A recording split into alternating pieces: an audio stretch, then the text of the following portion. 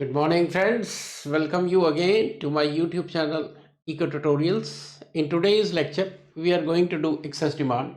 But friends, excess demand पे जाने से पहले let us recap deficient demand. क्योंकि जो आपने एक्सेस डिमांड करना वो जस्ट उसके ऑपोजिट करना है। मैं दोनों को साथ साथ लेता हूँ। देखो डेफिशिएंट डिमांड इधर इसको मैंने हाफ में डिवाइड कर दिया। जस्ट सी, इधर मैं लिखता हूँ डेफिशिएंट डिमांड। इससे आपको बहुत अच्छी तरह से समझ आएगा कि क्या बोल रहा हूँ मैं। और इधर लिखता हूँ एक्सेस डिमांड। आपने लिखा था कि डेफिशिएंट डिमांड वो सिचुएशन होती है where at full employment level this aggregate supply is more than aggregate demand. पहली बात तो ये लिखी थी।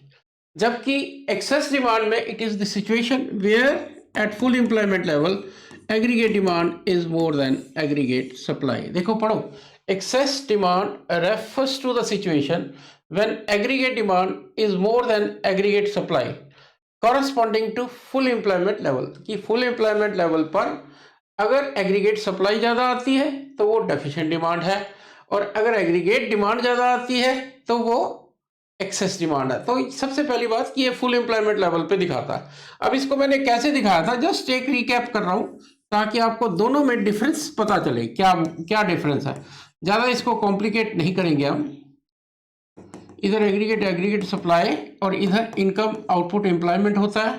This was my as and this was my, late us से ये है एडी फुल एम्प्लॉयमेंट लेवल की, और ये इक्विलिब्रियम लेवल है, और ये फुल एम्प्लॉयमेंट लेवल इनकम है। अब कहता है इस लेवल पे जो रियलिटी में एग्रीगेट डिमांड आ रही है वो ये आ रही है। इसको AD1 लिख देता हूँ। रियलिटी में यहाँ आ रहा है और यहाँ इक्विलिब्रियम यहाँ आ रहा है, और actual level of income output employment ये आ रही है। इसका मतलब ये जो है अनएम्प्लॉयमेंट है, कि इतनी फुल एम्प्लॉयमेंट है जबकि एक्चुअल में ये है। इसको नाम दिया था केन्स ने अंडर एम्प्लॉयमेंट इक्विलिब्रियम। आप इसको डिटेल में जा सकते हो मेरे लास्ट लेक्चर में, तो आपको सब कुछ पता चलेगा। लेकिन इस फुल एम्प्लॉयमेंट लेवल पे आप देखो जो एग्रीगेट डिमांड है वो ये है NYF, जबकि फुल एम्प्लॉयमेंट लेवल है EYF। की फुल एम्प्लॉयमेंट लेवल की एग्रीगेट सप्लाई कह लो, या फुल एम्प्लॉयमेंट लेवल ये है, एग्रीगेट सप्लाई इतनी है, एग्रीगेट डिमांड इतनी है। इसका मतलब ये लेवल है जहां aggregate supply is more than aggregate demand by EN।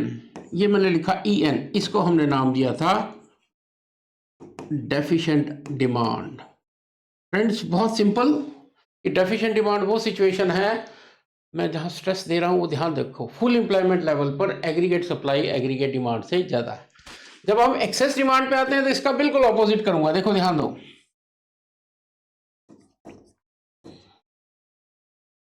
ADAS income, ये मैंने बनाया y is equal to C plus S aggregate supply line, और ये मैं कहता हूँ let us say this is full employment level, और ये फुल एम्प्लॉयमेंट लेवल को हम लिख रहे हैं, आपको पता है YF से, दिस इज YF। ये full employment level of equilibrium है। लेकिन एक्चुअल में जो मेरी एग्रीगेट डिमांड आ रही है वो ये आ रही है AD1, ये इक्विलिब्रियम आ रहा है E1। अब देखो इसमें क्या हो रहा है, वेरी सिंपल।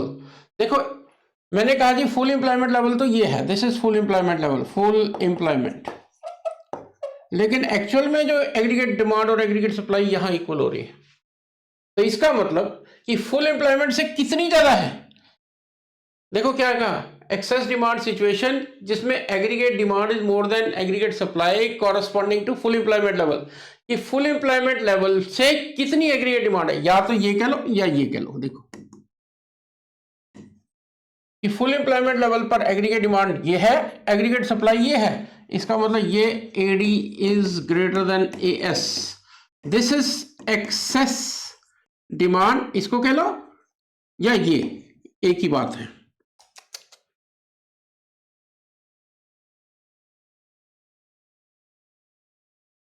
जस्ट वेट,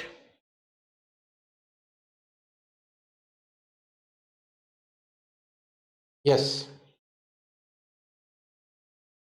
ये या ये कह लो, इसको हमने नाम दिया था, इसको एक्सेस डिमांड कह लो, या दूसरा नाम इसका बनता है इन्फ्लेशनरी गैप। दोनों डायग्राम्स आपके सामने, इसको एक बार फिर देख लो। इसमें फुल एम्प्लॉयमेंट लेवल पर actual aggregate demand is less than aggregate supply, sorry actual level पर एग्रीगेट सप्लाई, यस ठीक बोल रहा हूं, aggregate supply is more than aggregate demand, इसको हमने नाम दिया था डेफिशिएंट डिमांड। और इसमें फुल एम्प्लॉयमेंट लेवल पर aggregate demand full employment level ये है, aggregate demand is more than aggregate supply, इसको नाम दिया हमने एक्सेस डिमांड। तो ये एक्सेस डिमांड है, या इसको आप डिफ्लेशनरी गैप भी, सॉरी इन्फ्लेशनरी गैप भी कह सकते हो। तो दोनों में उल्टा, एक में फुल एम्प्लॉयमेंट लेवल पर एग्रीगेट डिमांड एग्रीगेट सप्लाई से ज्यादा है, उसको हमने नाम दिया एक्सेस डिमांड, और एक में एग्रीगेट सप्लाई एग्रीगेट डिमांड से ज्यादा है, एग्रीगेट सप्लाई एग्रीगेट डिमांड से ज्यादा है, उसको हमने नाम दिया deficient demand. Now coming to the causes of, now देखो कॉजेज ऑफ एक्सेस डिमांड, देखो बिल्कुल उल्टा कर रहा हूं एक्सेस डिमांड के, कहता है पहले तो हमने किया two sector economy, two sector economy में क्या कॉजेज हैं एक्सेस डिमांड के। तो फ्रेंड्स इसको हमने कहा जी, एक increase in private final expenditure, दो कारणों से हो सकता है, अभी करता हूं, या दूसरा है increase in private investment, increase in private investment. कहता है increase in private final expenditure किस किस कारण से हो सकता है, क्या था, या तो आपकी एमपीसी बढ़ गई, कंजम्पशन लेवल बढ़ गया, मार्जिनल प्रोपेंसिटी टू कंज्यूम बढ़ गई, या आपकी कह लो decrease in propensity to save, MPS कम हो गई, या तो आपने सेव कम करना शुरू किया, स्पेंड करना शुरू कर दिया, या कंज्यूम ज़्यादा करना शुरू कर दिया, इसके कारण इकोनॉमी में डिमांड जो है सप्लाई से ज़्यादा हो रही। दूसरा increase in private investment, economy में डिमांड को देखते हुए इन्वेस्टमेंट बढ़ रही है, और इन्वेस्टमेंट बढ़ने से देखो क्या, it also increases aggregate demand, private investment expenditure can be increased if producer expect high returns from their investment. Natural है जो मैं कह रहा हूँ कि डिमांड अगर बढ़ रही है तो एंटरप्रेन्योर्स इन्वेस्टर्स वो देखेंगे कि प्रॉफिट ज़्यादा जनरेट हो सकता है, इसलिए वो अपनी इनकम आउटपुट एम्प्लॉयमेंट बढ़ा देंगे। This is cause of excess demand. ये तो हो गया टू सेक्टर में। अब इसके बाद फोर सेक्टर में ये सब देखो, अगर आप पिछला लेक्चर देखो उसके अपोजिट जा रहे हैं, कुछ नहीं उसके अपोजिट जा रहे हैं। अब इसमें देखो फोर सेक्टर इकोनॉमी में क्या कहा हो, क्या था जी, इंक्रीज इन गवर्नमेंट एक्सपेंडिचर, उसमें क्या था डिक्रीज इन गवर्नमेंट एक्सपेंडिचर, इसमें कर रहे हैं इंक्रीज इन गवर्नमेंट एक्सपेंडिचर। क्या था, rise in government demand for goods and services due to increase in public expenditure will result in excess demand, कि अगर गवर्नमेंट का एक्सपेंडिचर बढ़ता है तो क्यों बढ़ता है, क्योंकि गवर्नमेंट की डिमांड जो है गुड्स और सर्विसेज के लिए बढ़ गई, इसलिए गवर्नमेंट का पब्लिक एक्सपेंडिचर बढ़ रहा है जो कि डिमांड को ज़्यादा कर देगा। नेक्स्ट बहुत सिंपल, जो वहाँ लिखा था उसका ऑपोजिट, इंक्रीज इन्वेस्टमेंट, वहाँ क्या था डिक्रीज इन इन्वेस्टमेंट, कि प्रोड्यूसर्स को प्रॉफिट मोटिव कम दिख रहा है इसलिए वो इन्वेस्टमेंट को कम कर रहे हैं, इनकम आउटपुट एम्प्लॉयमेंट कम हो जाता है। यहाँ प्रोड्यूसर्स को प्रॉफिट ज़्यादा दिख रहा है इसलिए वो अपनी इन्वेस्टमेंट को बढ़ा रहे हैं, और इन्वेस्टमेंट के बढ़ने के कारण एग्रीगेट डिमांड बढ़ रही है। देन फॉल इन इम्पोर्ट्स, उसमें क्या था इंक्रीज इन इम्पोर्ट्स, कि मेरे इंक्रीज इन इम्पोर्ट्स के कारण मेरी इनकम बाहर चली जा रही है इसलिए डिमांड कम थी। यहाँ पर क्या था फॉल इन इम्पोर्ट्स, कि मैंने बाहर से चीज़ें मंगानी कम कर दी, इसके कारण मेरे अपने प्रोडक्ट्स की डिमांड बढ़ गई इसलिए एक्सपेंडिचर, देखो क्या लिखा है, decrease in imports due to higher international prices in comparison to domestic prices में लीड टू एक्सेस डिमांड, कि मेरे प्रोडक्ट सस्ते हैं वो महंगे हैं इसलिए मेरी डिमांड बढ़ रही है। राइज इन एक्सपोर्ट्स, कि फॉरेन कंट्रीज में डिमांड हमारी बढ़ती जा रही है, हमारी गुड्स की डिमांड बढ़ रही है, जब हम सेल कर रहे हैं तो हमारी इनकम बढ़ रही है, और इनकम बढ़ने से डिमांड, कोई भी फैक्टर, इनफैक्ट देखो ध्यान दें उसमें था कोई भी फैक्टर जो डिमांड को इकोनॉमी की कम करता है, और यहाँ कोई भी फैक्टर जो इकोनॉमी में डिमांड को बढ़ाता है। लेकिन फ्रेंड्स एक याद रखना, यहाँ we are not talking about individual demand, हम पूरी इकोनॉमी की बात कर रहे हैं, we are talking about macro economics not micro economics. एक क्या डेफिसिट फाइनेंसिंग, डेफिसिट फाइनेंसिंग क्या होता है कि जब गवर्नमेंट अपने इनकम एक्सपेंडिचर गैप को new printing of new currency, taking loan, इससे पूरा करती है कि सपोज कर लो मेरी इनकम तो 100 है, एक्सपेंडिचर मेरा से 150 है, अब ये 50 का गैप कहाँ से पूरा होगा? कहता प्रिंटिंग ऑफ न्यू करेंसी, और जब प्रिंटिंग ऑफ न्यू करेंसी होगी तो मनी सप्लाई इकोनॉमी में बढ़ेगी, which will result in excess demand. ठीक है, ये है causes of this excess demand. अब इसके बाद नेक्स्ट है कॉन्सिक्वेंसेस ऑफ एक्सेस डिमांड। ये अभी आपको मैंने बताया इन्फ्लेशनरी गैप। अब इन्फ्लेशनरी गैप में मैंने क्या कहा, देखो as we have already discuss, excess demand is more than what is required, कि एक्सेस डिमांड ज़्यादा है जितनी चाहिए उससे फुल एम्प्लॉयमेंट लेवल पे। It is situation where output can be increased as no output, it is a situation where output can not be increase as available. तो output तो बढ़ा ही नहीं सकते, एम्प्लॉयमेंट तो बढ़ा ही नहीं सकते, क्यों? क्योंकि इकोनॉमी ऑलरेडी फुल एम्प्लॉयमेंट पे ऑपरेट कर रही है, और इस सिचुएशन में जिसमें आउटपुट नहीं बढ़ सकता, एम्प्लॉयमेंट इनकम नहीं बढ़ सकती, एग्रीगेट डिमांड आप बढ़ा रहे हो, तो इसका रिजल्ट क्या होगा? इसका रिजल्ट सीधा सीधा प्राइस लेवल पे पड़ेगा। कहता है but excess demand generate pressure on existing resources, it increases the cost of production which leads to rise in general price level. Income नहीं बढ़ रही, आउटपुट एम्प्लॉयमेंट नहीं बढ़ रहा है, इस एक्सेस डिमांड में इकोनॉमी अपने ऑप्टिमम से ऊपर जा चुकी है, तो क्या होगा? नेचुरल है जो डिमांड है वो इन्फ्लेशनरी प्रेशर, प्राइसेस को राइज करेंगी, that is termed as inflationary gap. Now next हम करते हैं इसी में इम्पैक्ट ऑफ एक्सेस डिमांड। ये अभी आपको बात ही कर रहा हूं मैं, एक्सेस ऑन आउटपुट, आउटपुट बढ़ ही नहीं सकता क्योंकि इकोनॉमी ऑलरेडी फुल एम्प्लॉयमेंट है। Excess demand does not effect the level of output because economy is already operating at full employment level and there is no idle resource in economy में idle resources है ही नहीं, तो क्या करोगे? then effect on employment आप बढ़ा नहीं सकते क्योंकि इकोनॉमी अपने ऑप्टिमम को क्रॉस कर चुकी है। Effect on general price level, अभी आपको बताया कि प्राइस लेवल बढ़ेगा। फ्रेंड्स फिर कह रहा हूँ कि आप दोनों चैप्टर्स को आमने सामने रखो, एक में बढ़ाना है तो एक में कम करना है, नो प्रॉब्लम। देन अब जब इसका आप नेक्स्ट पार्ट करोगे, measures to control excess demand, तो आप क्या देखोगे? Measures to control excess demand जब मैं करता हूं तो सारे वही जो पहले किए थे, जैसे पहले किए थे। देखो इसको मैं लिखता हूं, measures to control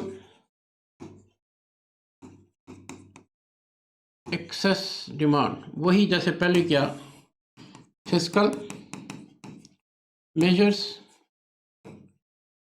and monetary measures.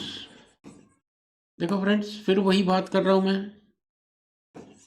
कि दोनों चैप्टर्स, दोनों क्वेश्चन आमने सामने रखो, एक आएगा तो दूसरा अपने आप ही आपको आ जाएगा। अब मॉनेटरी फिस्कल मेजर्स में पहले करते हैं हम, लेट अस सी ये फिस्कल मेजर्स क्या है? Decrease in spending by the government, कि गवर्नमेंट अगर ज़्यादा खर्च कर रही है, इसके कारण इन्फ्लेशनरी प्रेशर है, डिमांड ज़्यादा है, तो गवर्नमेंट को अपना एक्सपेंडिचर कम करना चाहिए। डेफिसिट फाइनेंसिंग कम करनी चाहिए, लोगों के पास ज़्यादा परचेजिंग पावर आ गई है, उसको कम करना। तो मैं क्या कहता हूँ, पहला हमने लिखा decrease in spending by, decrease in spending by government, कि गवर्नमेंट ने देखो डिमांड को कम करना है, उसमें हमने क्या था कि गवर्नमेंट ज़्यादा खर्च कर रही है इसलिए इन्फ्लेशनरी प्रेशर है, और इन्फ्लेशनरी प्रेशर को कम करने के लिए गवर्नमेंट को अपनी स्पेंडिंग कम करनी चाहिए। इंक्रीज इन टैक्सेस, उसमें क्या था, डेफिशिएंट डिमांड में टैक्स कम करो क्योंकि डिमांड जनरेट करनी थी, इसमें हमने डिमांड को कम करना है। इंक्रीज इन टैक्सेस, क्वेश्चन यहाँ उठता है क्या गवर्नमेंट टैक्सेस को इंक्रीज कर सकती है? Not direct taxes, I am talking about indirect taxes. क्या आप इनडायरेक्ट टैक्सेस को, sale tax, value added tax, आजकल जीएसटी, इसको इंक्रीज कर दो तो आपका इन्फ्लेशनरी प्रेशर कम हो सकता है। देन डेफिसिट फाइनेंसिंग को कम करो, डेफिसिट फाइनेंसिंग रिड्यूस, तो मैंने आपको बताया था डेफिसिट फाइनेंसिंग इनकम और एक्सपेंडिचर के गैप को कवर करने के लिए गवर्नमेंट नई करेंसी प्रिंट करती है, that will naturally lead to inflationary pressure, उसको कम किया जाए, उसको थोड़ा सा कम नोट प्रिंटिंग जो है वो कम की जाए, इससे अपने आप ही आपका deficient demand excess demand control होगा। इसके बाद हमने मॉनेटरी मेजर्स पे आए। अब वो बिल्कुल वही है, बैंक रेट। देखो उसमें बैंक रेट हमने कम किया था, इसमें बैंक रेट को महंगा करेंगे। इसमें क्या करना हमने कि लेंडिंग को कॉस्टली करना है, उसमें लेंडिंग को सस्ता करते थे, इसमें लेंडिंग को कॉस्टली। बैंक रेट आपको बताया था कि वो रेट जिस पर कंट्री का सेंट्रल बैंक अपने जो कमर्शियल बैंक्स हैं उनको लोन्स एडवांस करता है, ये लॉन्ग टर्म मेजर था। और repo rate short term measure था, शॉर्ट टर्म के लिए। इन दोनों में इंक्रीज होना चाहिए। वही है कि पहले अगर 6% पे दे रहे थे, अब कहेंगे जी हम 8% पे लोन देंगे। कौन? सेंट्रल बैंक कमर्शियल बैंक को 8% पे देगा। तो नेचुरल है, जब कमर्शियल बैंक को 8% पे मिल रहा है, आरबीआई से मेरे को 8% पे मिल रहा है, तो जब मैं आगे लैंड करूंगा तो उसको कॉस्टली ही लैंड करूंगा। तो दोनों इंक्रीज। फिर थर्ड आपने इसमें CRR, SLR, ये सब मैंने आपको बताए हुए हैं। What is CRR? Cash reserve ratio. देखो दो रेशियोज हैं, CRR, SLR। एक तो होता है कि आपको कंपल्सरली आपके डिपॉजिट का एक रेशियो सेंट्रल बैंक के पास जमा कराना पड़ता है। मान लो PNB के पास 100 करोड़ का सेविंग है और ये CRR 10% है, तो 10% उसको 100 करोड़ में से 10 करोड़ सेंट्रल बैंक के पास जमा कराना पड़ेगा। और SLR होता है जो उसको अपने पास रखना पड़ता है, डेफिनेटली अपने पास रखना पड़ता है। देखो बैंक जो आप कैश डिपॉजिट करते हो वहां नहीं पड़ा रहता, वो आगे क्रेडिट एडवांस कर देता है, लेकिन वो सारे पैसे को एडवांस नहीं कर सकता। दो रेशियोज रखनी पड़ती, CRR विद सेंट्रल बैंक और SLR विद इटसेल्फ। इन दोनों रेशियोज को बढ़ा दिया जाएगा कि आप पहले 10-10% रखते थे, अब 15-15% रखो, तो नेचुरल है आपकी लेंडिंग कैपेसिटी कम हो जाएगी, एक्सेस डिमांड कंट्रोल होगा।